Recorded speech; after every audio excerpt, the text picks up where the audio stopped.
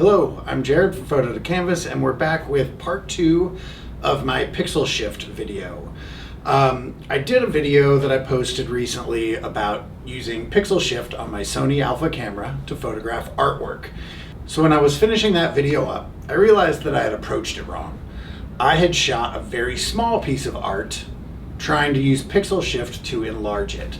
And for some reason, I didn't really think about the fact that, what we're starting with is all we're going to really get. So we have the sharpness of that image as it is at that size, but Pixel Shift isn't going to make it any sharper if it's big. That's something we need to use software for. So the other side of that is when I shoot an image or when I shoot a piece of art that's larger than my camera sensor, which my 61 megapixel sensor is about 20 by 30 inches at my print resolution of 300 pixels per inch.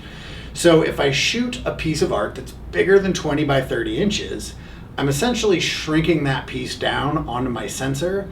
And then if somebody wants to print that same size or even larger, then I have to blow it back up. So this is where I thought, okay, maybe if I have a larger piece and I use the Pixel Shift, I can get a higher resolution image, so it will be larger than 20 by 30 at 300 pixels per inch when it's on my computer before I do any manipulation to it. And that way we can see what it's like when we blow it back up, and if it's sharper than a single image version of the same thing. So for this test, I'm going to shoot this painting. It is a 4-foot by 5-foot painting by my friend Leah Kohlenberg. So I'm not going to go into the details of how I do the Pixel Shift and everything. I did that in the other video. I'll just say that I'm going to use the 16 image Pixel Shift, which should give me a 240 megapixel file. So I'm going to do that. I'm going to shoot this, get it onto the computer, combine the images, and we'll take a look at the result. Well, that was a giant pain in the butt. I had a lot of trouble getting the light even on this. So before I dig into the Pixel Shift, I wanted to tell y'all what I did. I was just getting a lot of hot spots, and I've shot pieces this big in here before. I prefer to shoot them on their side, but this is already wired and just went with it. So I pulled my diffusers and well, first I just pulled the diffusion, hoping it would just spread it out a little bit more. It didn't really, it actually made it a little bit worse. So then I pulled the whole diffuser off, the whole softbox, and put just standard reflectors like this on. When I was originally taught, this is what was used. And that actually made it even worse because it was just directing all the light basically right across the center of the piece. So I took these off and I was using my strobes on their side with nothing.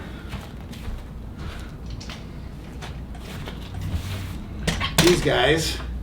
And I was still having a little bit of a problem with the center being brighter than the top and the bottom. So I did something I've never done, and I rotated them. Turned them on their sides so they're vertical, and I moved them way back so the light would have more time to spread out. And I got it really good. I got it within my parameters. So now let's check out the Pixel Shift. Here we are. In Photoshop. On the left we have our 16 image Pixel Shift. On the right we have our single shot. Now they haven't been edited identically. Just for time purposes, I will go back before I complete this image and do another edit. So this image on the left is 50 by 40 at 300 pixels per inch, 16-bit Adobe RGB color space. This image on the right is 24.4 by 19.5 at 300 pixels per inch, 16-bit. So this one, because it's a 4 by 5 image and my sensor is 2 by 3, I'm still going to have to slightly enlarge it to get it back to its 4-foot by 5-foot dimension, but we're not going to have to go very much. So I'm going to use Adobe or Topaz Gigapixel AI for this. This is what I do all my enlarging with. I imagine it's going to take a minute, maybe not, but I don't have to enlarge it very much. Okay, so I'm going to try to go somewhere with a little bit of detail. Let's go on one of these lights. All right, the output width, we want 60 inches at 300 pixels per inch. So these, I'm wondering if I was a little bit out of focus or if the pixel shift took it out of focus. It sure seemed to be in focus, and I really hope I don't have to redo it all. I'm just going to go with high quality because we're not going very much. I'm just using the standard presets. All right, so even with my crazy computer, that was taking a long time. So I'm going to show you the result. So these are both 48 by 60 at 300 pixels per inch. This is the pixel shift. This is the single shot. Now the single shot looks quite a bit sharper. I'm not sure if that's because of the pixel shift. I went back and looked at the original images, and the single and one image from the pixel shift looks identical. So what I'm going to try real quick is I know the pixel shift has a feature that you can click in case there's motion. Now there wasn't motion. My stabilization was turned off. It's on a tripod. But I'm still, I didn't have an electronic shutter. That probably would have helped. But I'm going to go try to click that and run this again, and we'll be right back. I'm not impressed. I went back and I recombined the images. And of course, after I clicked combine, it gave me a message that said, you cannot combine or you cannot stabilize images from an A7R4, which is what I use. I clicked it anyways just to see what would happen, and it gave me a new image, and it looks exactly the same. And I went back and I looked at the original images, and they're in focus. The capture one's focus mask confirms that. Yeah, it's a pretty stable environment in here. I don't know how anybody would be able to use this for landscape photography when there's any chance of the wind, anything moving. The only thing I think I could have done to maybe stabilize it better would be to turn on the silent shooting mode. But working with this file was a pain in the butt. I mean, I have it on a RAID drive, which is two spinning hard drives. So working off my internal drive probably would have been quicker, but I got lots of spinning beach balls and I have a really fast computer, and it was just kind of a headache. I don't think I'll be using this. I was excited. It was something I thought maybe I could offer a special, ultra high res rate for doing these images for people with large pieces.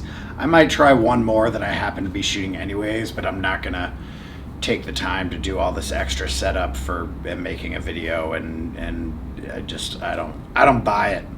I've been functioning fine as is. I think today's, especially the gigapixel AI, today's software for enlarging is so incredible.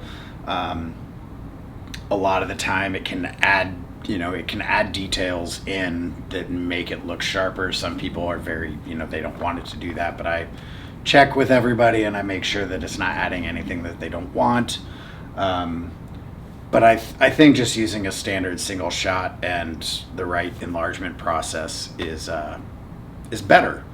And I enlarge everything that I print for free anyways. So an artist wanting this done would cost them extra because it takes me a lot of extra time.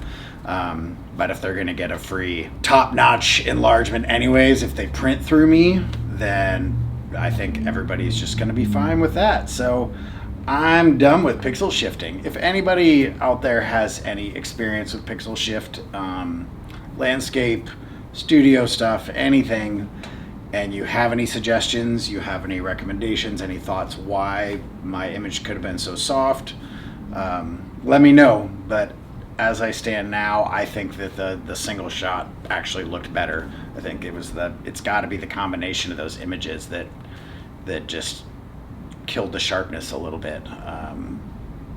So yeah, there we go. I hope this was helpful. If it was, please thumbs up the video and subscribe to the channel. Tell your buddies, and we'll see you next time. Thanks.